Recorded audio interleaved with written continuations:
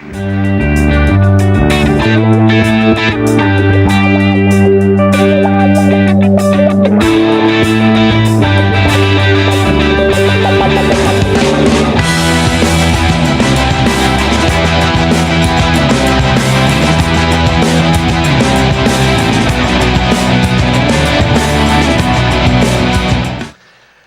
welcome to week number 2 in our series called God Is. And the purpose of this series is to help unpack a little bit of who God is, because we are going through some uncertain times in our culture, in our community, within our lives. And we need to have some certainty in uncertain times. And that only comes from God.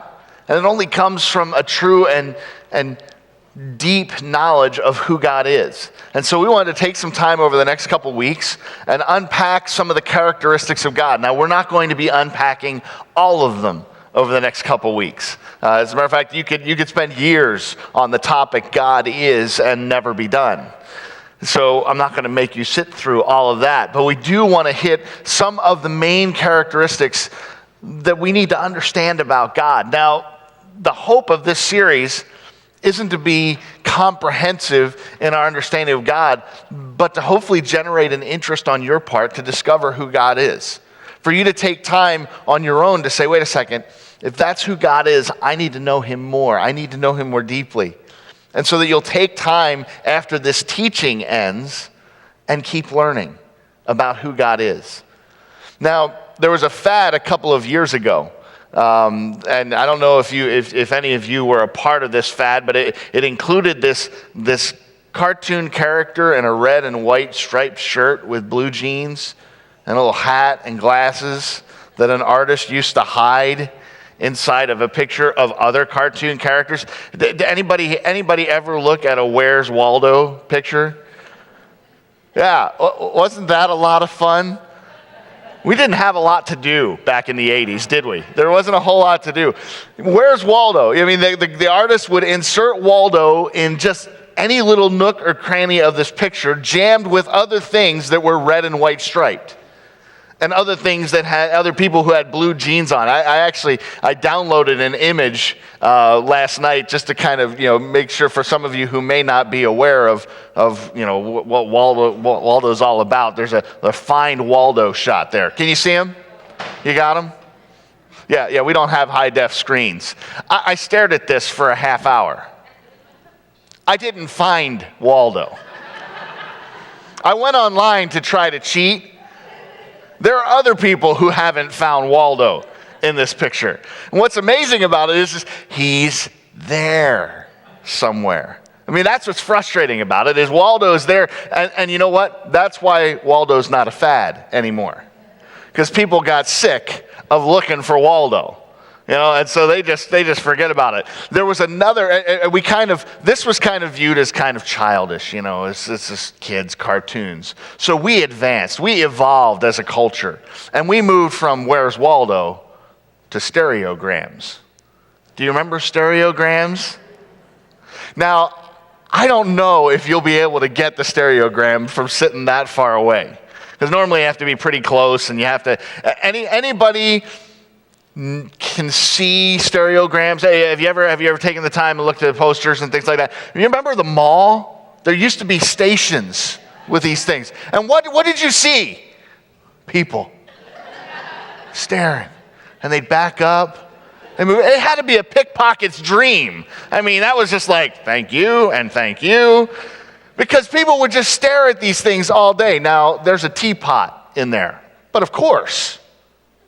I mean, that's just one of those things. And somebody would say, oh, I see it.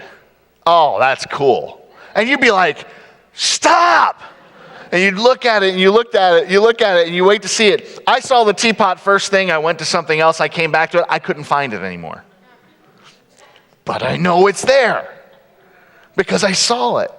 I knew that it was there. And it was so frustrating. And all it was going to take was just a little more time. And if I could spend a little bit more time, I would find the picture that was there. Same thing with Waldo. You spend the time, you take the time, and you're going to find what you're looking for.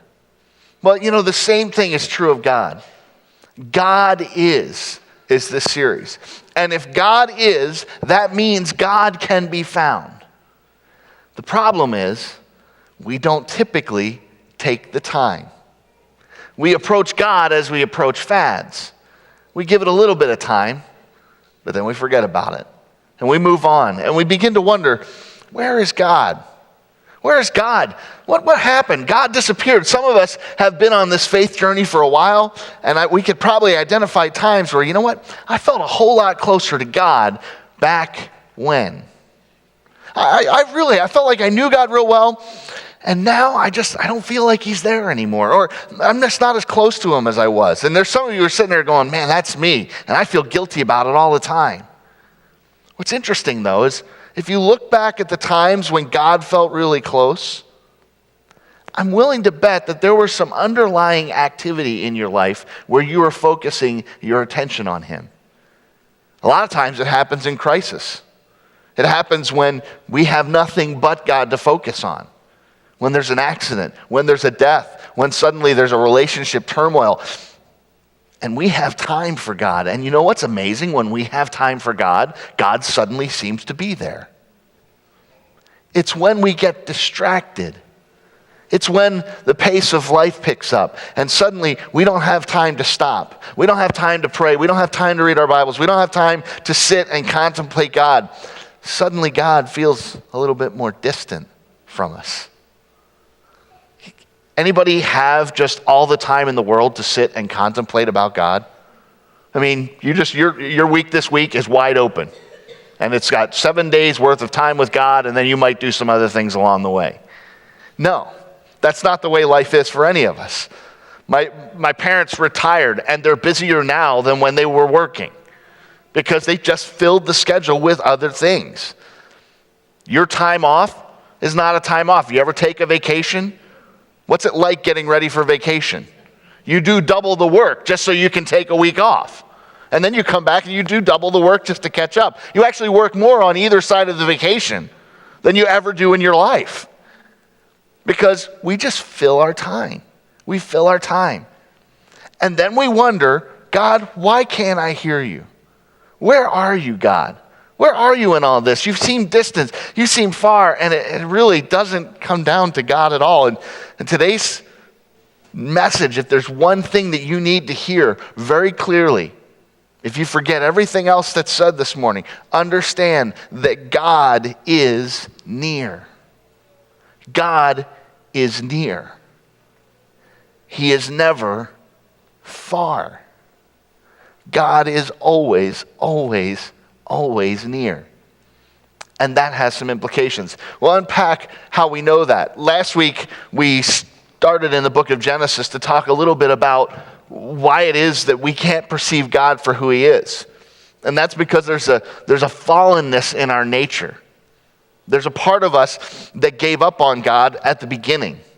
And all of us have repeated that pattern in our lives. And so when we want to think about God, we have to understand that we're not completely objective in our observation. That we have a negative bent to us. We have a confusion to us. We invited lies into our world when we fell.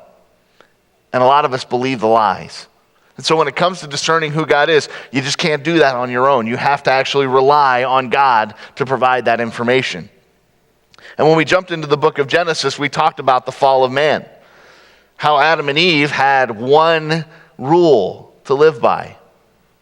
God gave them one rule, and they broke that one rule.